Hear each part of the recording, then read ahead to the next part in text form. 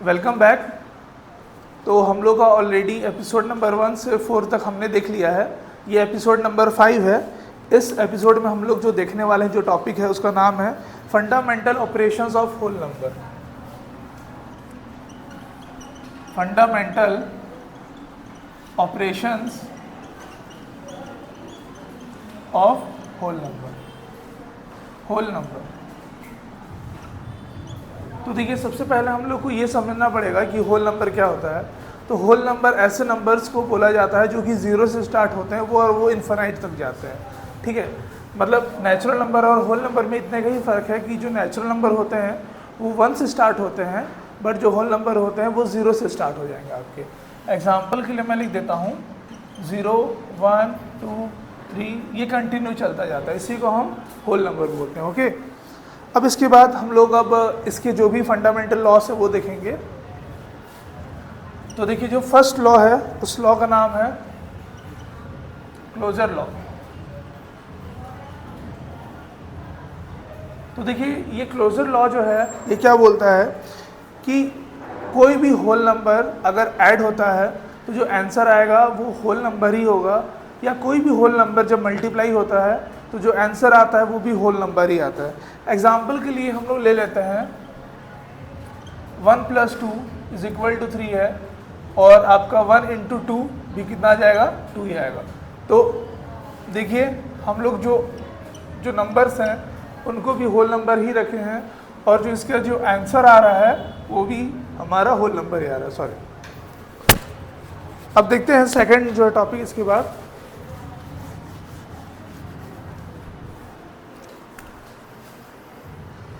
Second जो law है हमारा उसको बोलते हैं कम्युलेटिव लॉ। तो देखिए, इस कम्युलेटिव लॉ में क्या होता है कि पहले तो ये हमको समझना है कि कभी हम लोग सॉल्व कर रहे हैं तो दो साइड्स होते हैं, एक हमारा होता है लेफ्ट हैंड साइड होता है और एक हमारा राइट हैंड साइड होता है। तो इसको हम लोग एग्जाम्पल से समझते हैं। तो एग्जाम्पल हम लोग ले लेते हैं। देखिए, 2 + 3 है, तो देखिए 2 + 3 हम लोग लिखें तो भी इसका आंसर 5 ही आएगा, और अगर हम लोग 3 + 2 भी लिखेंगे तो भी हमारा आंसर 5 ही आएगा। इसी को हम बोलते हैं कम्युलेटिव लॉ। ठीक है, इस लॉ का नाम जो है वो है कम्युलेटिव लॉ। इसके बाद अगर इसी को हम लोग ये तो देखें किसके लिए, एडिशन के लिए। अगर हम इसी को मल्टीप्लाई के लिए देखेंगे या फिर मल्टीप्लिकेशन के लिए, तो देखिएगा 2 × हम 3 करेंगे तो भी आंसर 6 ही होगा, और 3 × 2 करेंगे तो भी आंसर 6 ही रहता है। तो इसी को हम लोग क्या बोलते हैं, कम्युलेटिव लॉ बोलते हैं। ओके, इसके बाद देखते हैं next associative law.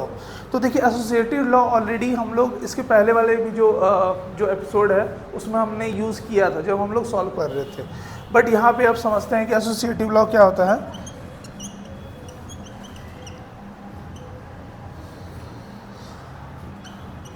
Associative law, तो देखिए एग्जाम्पल से हम लोग समझते हैं 1 + 2 + 3 = एसोसिएटिव लॉ का क्या मतलब होता है, टू एसोसिएट द नंबर्स।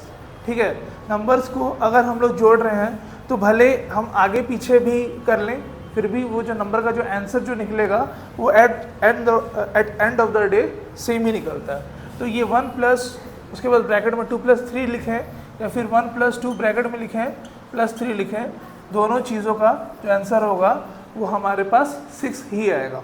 ठीक है, अब ये तो रहा associative law for addition. Associative law हम लोग मल्टीप्लिकेशन के लिए भी यूज़ कर सकते हैं।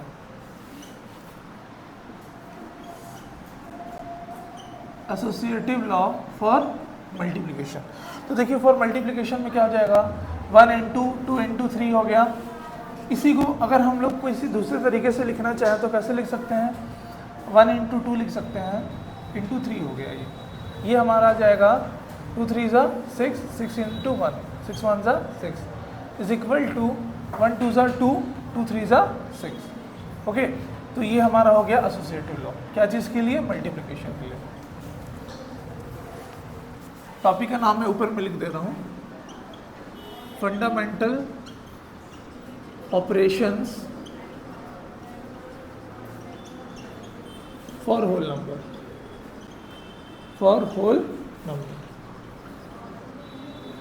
देखिए ये टॉपिक बहुत ही ज़्यादा इम्पॉर्टेंट है। इस टॉपिक के थ्रू हम लोग का जो भी चीज़ हम लोग सॉल्व करेंगे, सिंप्लीफाई करेंगे, वो बहुत ही ज़्यादा आसान हो जाएगा। ठीक है, तो इस टॉपिक को आप लोग बहुत अच्छे से ध्यान दीजिए।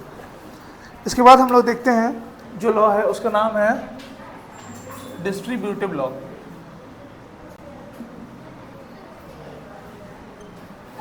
डिस्ट्रीब्यूटिव लॉ, तो देखिए डिस्ट्रीब्यूटिव लॉ का मतलब क्या होता है, to distribute something, to distribute something होता है ना डिस्ट्रीब्यूटिव लॉ का मतलब।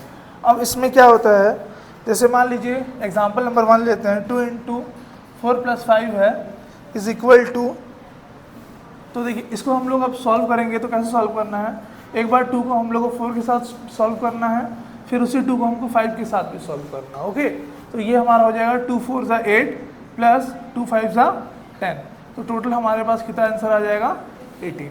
तो हमने क्या किया, डिस्ट्रीब्यूटिव लॉ इसलिए यूज़ किया क्योंकि हम लोग को सेपरेट सॉल्व करना था। ये बेसिकली ना तब यूज़ में आता है जब हम लोग को वेरिएबल के साथ सॉल्व करना पड़ता है। फॉर एग्जांपल हम लोग समझते हैं, मान लीजिए कि 2x यहाँ पे है और यहाँ पे y है +3 है, तो इसमें हम लोग y + 3 को जोड़ नहीं सकते।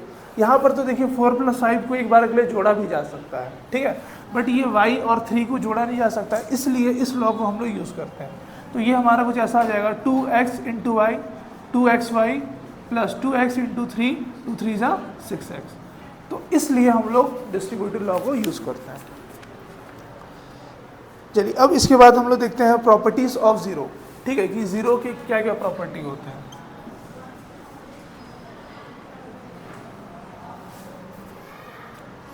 प्रॉपर्टीज ऑफ ज़ीरो, तो देखिए ज़ीरो की बेसिक जो प्रॉपर्टी है वो हम लोग ऑलरेडी जानते हैं कि किसी भी नंबर को अगर ज़ीरो के साथ ऐड किया जाए तो वो नंबर चेंज नहीं होता है।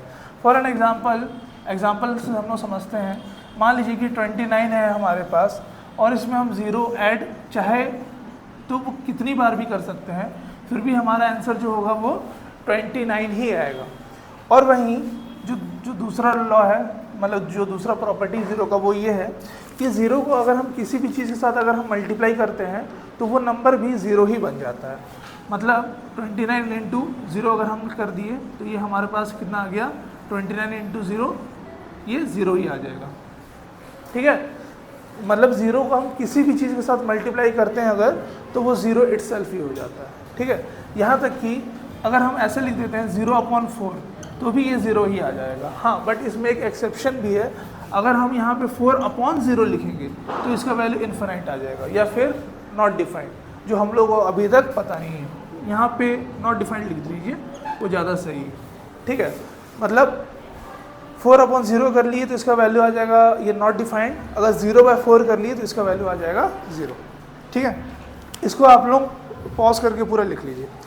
एक लास्ट जो प्रॉपर्टी है ज़ीरो की वो ये है कि अगर किसी भी नंबर का पावर में अगर 0 होता है तो वो नंबर 1 बन जाता है। जैसे मान लीजिए कि 36 लिखा है मैंने और पावर में 0 ले लिया तो ये नंबर बन जाएगा 1। अगर मान लीजिए x लिखा है मैंने, पावर में 0 ले लिया तो ये नंबर भी आ जाएगा 1। ठीक है, चलते हैं, अब आगे चलते हैं।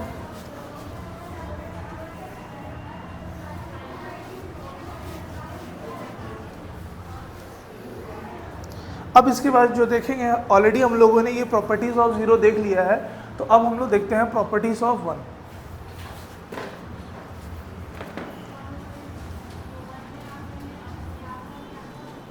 प्रॉपर्टीज ऑफ 1,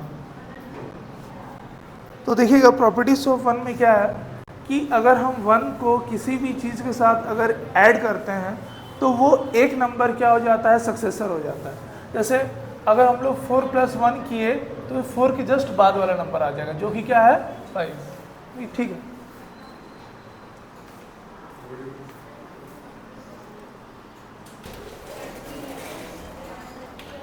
ठीक है, क्या हो जाएगा, ये 4 + 1 = 5।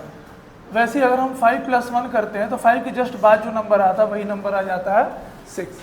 अब एक प्रॉपर्टी हम लोग को ये पता चल गया, एक प्रॉपर्टी और होता है 1 का, वो ये है कि अगर 1 को हम किसी भी चीज़ के साथ अगर मल्टीप्लाई करते हैं तो वो नंबर सेम ही रहता है, वो नंबर चेंज नहीं होता। जैसे फॉर एन एग्जांपल देखते हैं, 4 × 1 कर लिए तो भी ये 4 ही आएगा, 5 इंटू 1 कर लिए तो भी ये 5 ही आएगा, 6 इंटू 1 कर लिए तो भी 6 ही आता है, ये कभी भी चेंज नहीं होता, ठीक है। अब इसके बाद जो एक बहुत इंपॉर्टेंट टॉपिक जो है जिसमें बहुत ज़्यादा लोगों को डाउट होता है, उस टॉपिक का नाम है डिविजिबिलिटी रूल। तो वो अभी हम लोग देखेंगे, ठीक है। तो अब इसके बाद हम लोग जो देखने वाले हैं वो क्या है, डिविजिबिलिटी रूल, या फिर इसको टेस्ट ऑफ डिविजिबिलिटी भी बोलते हैं, ठीक है ना। और इसको नॉर्मली हम लोग डिविजिबिलिटी रूल बोलते हैं। तो देखिए सबसे पहले जो ये डिविजिबिलिटी रूल देखेंगे वो 2 के लिए देख लेते हैं, ठीक है। तो 2 का जो डिविजिबिलिटी रूल होता है उसके अकॉर्डिंग क्या होता है कि लास्ट जो नंबर है, यानी कि जो यूनिट डिजिट है, यूनिट डिजिट, तो यूनिट डिजिट जो है वो हमारा क्या होना चाहिए, 0 होना चाहिए, 2 होना चाहिए, 4 होना चाहिए, 6 होना चाहिए या 8 होना चाहिए, ठीक है। अगर मान लीजिए फॉर एन एग्जांपल हम लोग ले लेते हैं 634, इसमें लास्ट में 4 आ गया, तो अगर इन सारे नंबर्स में से कोई भी एक नंबर अगर लास्ट में आता है तो हम लोग ये मान के चलते हैं कि वो नंबर 2 से डिविजिबल है, ओके। सेकंड देखते हैं, सेकंड वाला जो है तो देखिए क्या है, डिविजिबिलिटी बाय 3 है, divisibility bye 3।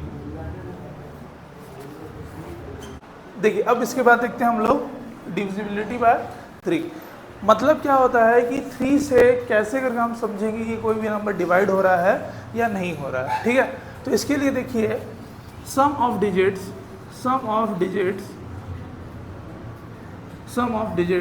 should be divided by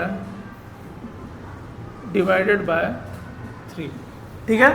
मतलब क्या होता है कि जो भी डिजिट्स हैं उनका जो सम जो आएगा वो 3 से डिविजिबल होना चाहिए, इसीलिए हम लोग इसको क्या बोलते हैं, डिविजिबिलिटी बाय 3 बोलते हैं। अब देखिए फॉर एग्जांपल हम लोग ले लेते हैं, ये 27 को ही लेते हैं, छोटे नंबर से पहले स्टार्ट करते हैं। तो देखिए 27 को हम लिख सकते हैं 2 + 7 इज इक्वल टू कितना आ जाएगा, 9। अब ये जो 9 है ये भी 3 के टेबल में आता है, 9 कम्स इन टेबल ऑफ 3। वैसे ही अगर हम लोग 1-2 और एग्जांपल देख लेते हैं कौन कौन से हैं। मान लीजिए 426, तो 4 + 2 + 6, 4 + 2 6 हो गया हमारा, 6 + 6 हो जाएगा 12। तो ये जो है 12 ये भी क्या है, 3 के टेबल में आता है, इसलिए हम लोग ये समझ गए कि कभी भी जो 3 का जो डिविजिबिलिटी रूल है वो ये बोलता है कि जितने भी नंबर्स हैं उनका सम करने पे जो नंबर आता है अगर वो 3 के टेबल से जाता है तो आगे भी हम लोग क्या कर सकते हैं, इसको मान सकते हैं कि हाँ ये 426 भी वो 3 के टेबल से जा रहा है, ओके। इसके बाद देखते हैं रूल ऑफ 5। रूल ऑफ 5 में क्या है, तो 5 का जो डिविजिबिलिटी रूल जो होता है वो ये बोलता है हमसे कि कोई भी नंबर का अगर लास्ट में जो ये यूनिट नंबर है, अगर इसका जो यूनिट डिजिट है वो अगर 0 आ रहा है या फिर 5 आ रहा है, ओके, क्या आ रहा है, 0 या 5, तो हम लोग ये मानते हैं कि वो जो नंबर होगा वो क्या चीज़ से जाएगा, 5 से फुल्ली डिविजिबल होगा। एग्जाम्पल के लिए हम लोग ले लेते हैं 125। तो देखिए 125 में लास्ट में 5 है और ये जो 5 के होने के कारण ही क्या है, टोटली डिविजिबल है, क्या चीज़ से, 5 से, ओके। 125 जो होगा वो 5 से डिविजिबल होगा। अब इसी में देखते हैं, मान लीजिए कि आपके पास है 300 है, अब 300 में लास्ट में क्या है, 0 है, ठीक है। अब लास्ट में ये जो 0 है इसके वजह से, लास्ट में जो 0 है इसके वजह से क्या है कि आपका हमको ये पता चल गया कि ये 5 से फुल्ली डिविजिबल होगा, ओके। तो ये हम लोग को याद रखना। अब इसके बाद देखते हैं रूल ऑफ 6। तो देखिए रूल ऑफ 6 क्या बोलता है कि if a number is fully divisible by 2 and 3 both, मतलब वो सिर्फ 2 से डिविजिबल होगा तो भी काम नहीं बनेगा, अगर वो सिर्फ 3 से होगा तो भी काम नहीं बनेगा। जो नंबर है वो 2 और 3 दोनों से प्रॉपरली डिविजिबल होना चाहिए तो ही वो 6 से डिविजिबल होगा। अब फॉर एग्जांपल हम 36 का एग्जांपल ले लेते हैं। तो जो 36 एग्जांपल है, ये देखिए डिवाइड बाय 2 भी करेंगे तो पूरा सॉल्व हो जाएगा, 2 1 सा 2 18 सा, और 36 को डिवाइड बाय 3 भी अगर हम करते हैं तो भी ये पूरा सॉल्व हो जाता है, 3 1 सा 3 12 सा। तो जो याद रखना है वो क्या रखना है कि the number should be fully divisible by 2 and 3 both, 2 और 3 दोनों से होना चाहिए। अब इसके बाद देखते हैं हम लोग डिविजिबिलिटी बाय 8।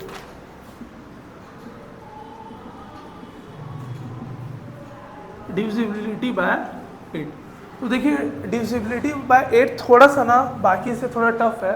वो इसलिए टफ है क्योंकि मान लीजिए कि आपके पास टोटल 6 डिजिट का कोई भी एक नंबर है, ठीक है, 1 2 3 4 5 6, कोई भी एक 6 डिजिट का कोई एक नंबर है। अगर ये लास्ट के जो 3 डिजिट है, ओके, लास्ट के अगर ये जो 3 डिजिट है अगर वो 8 से फुल्ली डिविजिबल होते हैं तो ही हम मानेंगे कि बाकी का जो नंबर है वो फुल्ली डिविजिबल 8 से होगा। अब यहाँ पे एक एग्जांपल हम लोग ले लेते हैं 3 6 4 8। तो देखिए यहाँ पे जो है ना 648 जो है ये 8 के टेबल से फुल्ली सॉल्व हो रहा है, ठीक है, देखते हैं सॉल्व हो रहा है कि नहीं। 6 4 8 हो गया ना, तो ये 8 8 सा हो जाता है हमारे पास 64, आ गया 0 0, 8 1 सा 8। तो देखिए ये 648 जो है 8 के टेबल में 81 टाइम्स में आता है, 8 × 81 = 648। अब इससे हम लोग ये समझ गए कि अगर लास्ट के 3 डिजिट अगर सॉल्व हो रहे हैं तो ये पूरा का पूरा जो नंबर है वो 8 से सॉल्व हो जाएगा। इसके बाद देखते हैं रूल ऑफ 9, है ना, रूल ऑफ 9, या फिर हम बोल सकते हैं डिविजिबिलिटी रूल ऑफ 9। तो देखिए ये सेम टू सेम 3 के ही जैसा है। अगर इसका जो सम है, ठीक है, अगर इसका जो सम है अगर वो 9 से डिविजिबल होता है तो ही हम मानेंगे कि जो नंबर होगा वो 9 से फुल्ली डिविजिबल होगा। एग्जांपल हम लोग ले लेते हैं 81 का। तो 81 को हम देख सकते हैं तोड़ के 8 + 1, ओके, 8 + 1 हम लिख सकते हैं, 8 + 1 हम लोग करेंगे तो कितना आ जाएगा 9, और ये जो 9 है वो 9 से ऑब्वियसली 9 1 सा 9 होता है, डिविजिबल है। अगर ये डिविजिबल है तो ही हमारा क्या होगा 81 भी जो होगा वो डिविजिबल होगा, ओके। इसके बाद हम लोग देखते हैं डिविजिबिलिटी बाय 10। इसके बाद हम लोग देखते हैं रूल ऑफ 10 ना, डिविजिबिलिटी रूल ऑफ 10। तो देखिए 10 का बहुत इजी होता है, लास्ट जो होना चाहिए, last digit, last unit digit should be 0, ठीक है।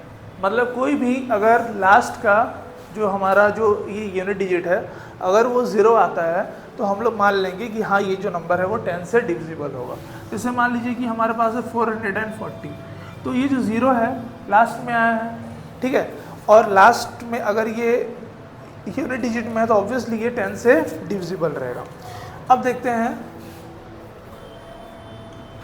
रूल ऑफ 11, मतलब कि डिविजिबिलिटी रूल ऑफ 11 क्या बोल रहा है, ये बोल रहा है if the sum of the digits at odd and at even are equal, यानी कि जो भी डिजिट्स हैं अगर उनका जो इवन वाला जो जितने भी डिजिट्स हैं और ऑड वाले जितने भी डिजिट्स हैं उनका अगर सेपरेट अगर हम लोग सम करेंगे तो दोनों का सम क्या आना चाहिए, इक्वल आना चाहिए। तो इस चीज़ को हम लोग एक एग्जांपल लेकर के समझते हैं। एग्जांपल है 3 2 4 5 6 8 2, ओके। तो ये है हमारे पास जो नंबर है, ये तो लिख लेना सब, ठीक। तो देखिएगा इसमें जो ऑड वाले हैं उनको पहले ऐड कर लेते हैं। 3 + 4 + 6 + 2। देखिए अब बहुत लोगों के मन में ये डाउट आएगा कि सर 4 तो ऑड नहीं होता तो आप 4 क्यों लिखे हैं। तो 4 बेटा हम लोग इसलिए लिखे हैं क्योंकि इनका जो प्लेस है वो ऑड है। जैसे ये फर्स्ट प्लेस में है, ये थर्ड प्लेस में है, ये फिफ्थ प्लेस में है और ये सेवन्थ प्लेस में है। ठीक है, तो जो हम लोग को जो प्लेस है उसको देखना है, ना कि उसके नंबर को देखना है। ठीक है ना। अब देखिएगा इसके बाद जो ये इवन वाले हैं उनको भी देख लेते हैं। 2 5 2 प्लस 5 प्लस 8 10 प्लस 5 50। तो देख सकते हैं हम लोग कि ये दोनों के दोनों क्या हो रहे हैं, सेम हो रहे हैं, इक्वल है दोनों के दोनों। इसीलिए ये जो नंबर है 3 2 4 5 6 8 2, ये जो नंबर होगा वो 11 से डिविजिबल होगा। ठीक है,